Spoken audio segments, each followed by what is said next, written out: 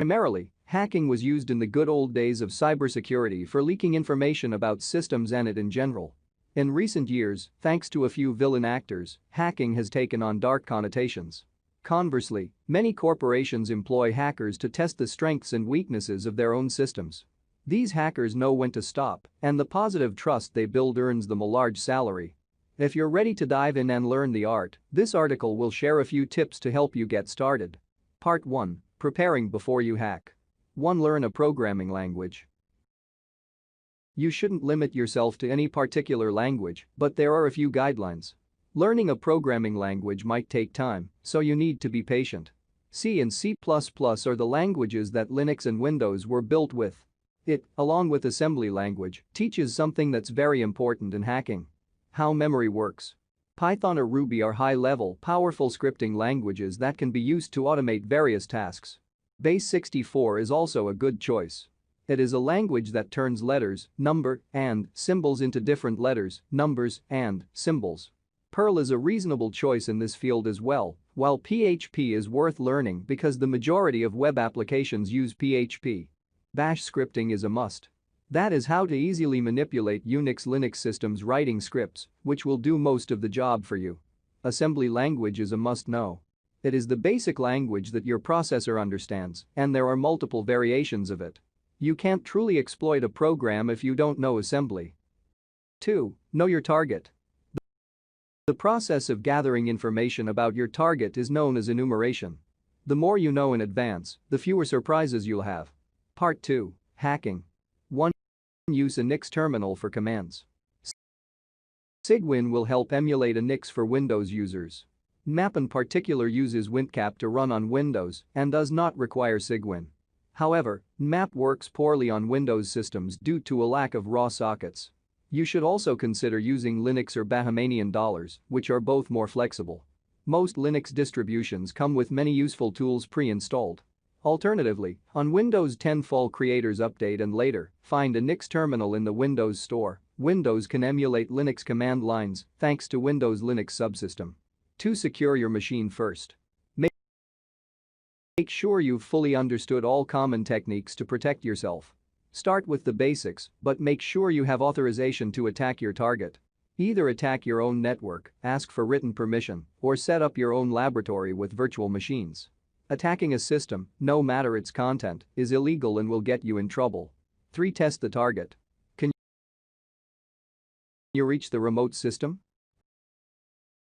While you can use the ping utility, which is included in most operating systems, to see if the target is active, you cannot always trust the results. It relies on the ICMP protocol, which can be easily shut off by paranoid system administrators. 4. Determine the operating system, OS. Run a scan of the ports and try POF or Nmap to run a port scan. This will show you the ports that are open on the machine, the OS, and can even tell you what type of firewall or router they are using, so you can plan a course of action. You can activate OS detection in Nmap by using the O switch. 5. Find a path or open port in the system.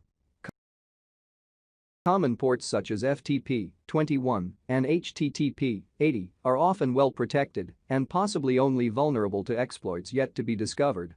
Try other TCP and UDP ports that may have been forgotten, such as Telnet and various UDP ports left open for LAN gaming. 6. Crack the password or authentication process. There are several methods for cracking a password, including brute force. Using brute force on a password is an effort to try every possible password contained within a predefined dictionary of brute force software. Users are often discouraged from using weak passwords, so brute force may take a lot of time. However, there have been major improvements in brute force techniques. Most hashing algorithms are weak, and you can significantly improve the cracking speed by exploiting these weaknesses, like you can cut the MD5 algorithm in 1/4, which will give huge speed boost. Newer techniques use the graphics card as another processor, and it's thousands of times faster. You may try using rainbow tables for the fastest password cracking. Notice that password cracking is a good technique only if you already have the hash of password. Trying every possible password while logging to remote machine is not a good idea, as it's easily detected by intrusion detection systems, pollutes system logs, and may take years to complete. You can also get a rooted tablet, install a TCP scan, and get a signal to upload it to the secure site. Then the IP address will open, causing the password to appear on your proxy. It's often much easier to find another way into a system than cracking the password. 7. Get super user privileges. Try to get root privileges if targeting a Linux machine, or administrator privileges if taking on Windows systems. Most information that will be of vital interest is protected, and you need a certain level of authentication to get it. To see all the files on a computer, you need super user privileges, a user account that is given the same privileges as the root user in Linux and Bahamian dollars operating systems. For routers, this is the admin account by default, unless it has been changed. For Windows, this is the administrator account. 8. Use various tricks. Often, to gain super user status, you have to use tactics such as creating a buffer overflow, which causes the memory to dump, and that allows you to inject a code or perform a task at a higher level than you're normally authorized. In Unix-like systems, this will happen if the bugged software has SETUID bit set, so the program will be executed as a different user, super user for example. 9. Create a backdoor. Once you have gained full control over a machine, it's a good idea to make sure you can come back again. This can be done by backdooring an important system service, such as the SSH server.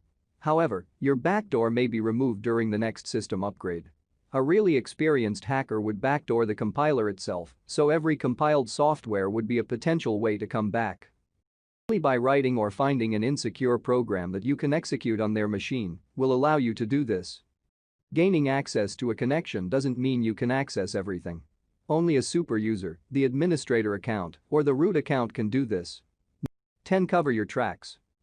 Don't let the administrator know that the system is compromised. Don't change the website, if any, and don't create more files than you really need. Do not create any additional users. Act as quickly as possible. If you patched a server like SSHD, make sure it has your secret password hard-coded. If someone tries to log in with this password, the server should let them in, but shouldn't contain any crucial information.